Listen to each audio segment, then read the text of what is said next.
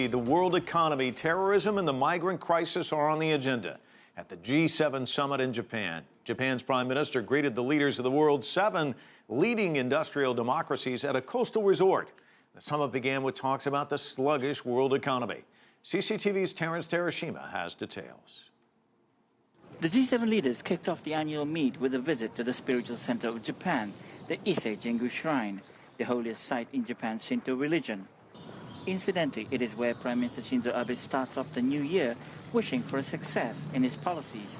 Certainly, Abe might feel the need for prayer as leaders are split over fiscal policies to boost global economy.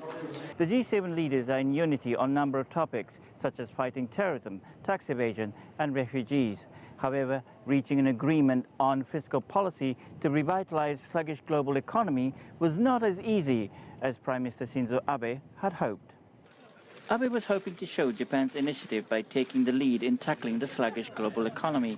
The Prime Minister said that presented data showing the global economy is almost as severe as so-called the Lehman shock in 2008, urging for an appropriate action.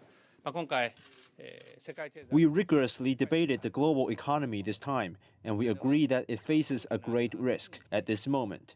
It was a great achievement that we were able to put together and agree to an Ise Shima economic initiative in order to face those very risks.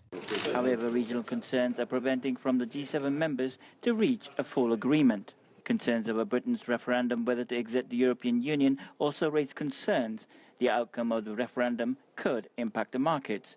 Japan fears that the outcome may spur purchase of Japanese currency, which will impact domestic sentiment, further weighing down on Japan's economic recovery. The G7 leaders are expected to reaffirm their commitment to stability in the foreign exchange market. Increasing threats from Islamic states and influx of refugees to Europe were also one of the top topics on the table. More global aid was called for to support the refugee crisis, greatly impacting the local economies. Final communiques to be released at the end of all sessions on Friday. Experts are carefully out watching the wording and how much agreement will be reached to achieve sustainable recovery in the world economy. Terrence Terashima, CCTV, Iseshima.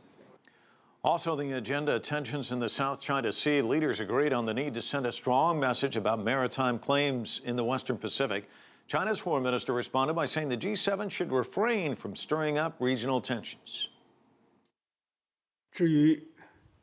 It's G7's own business to decide its agenda, but no matter what G7 members are going to discuss about, they should do it with objective and fair positions, abstain from double standards or taking sides with allies. They should not intensify or stir up regional tensions. If you like what you just saw, follow us on social media and visit our website, cctv-america.com.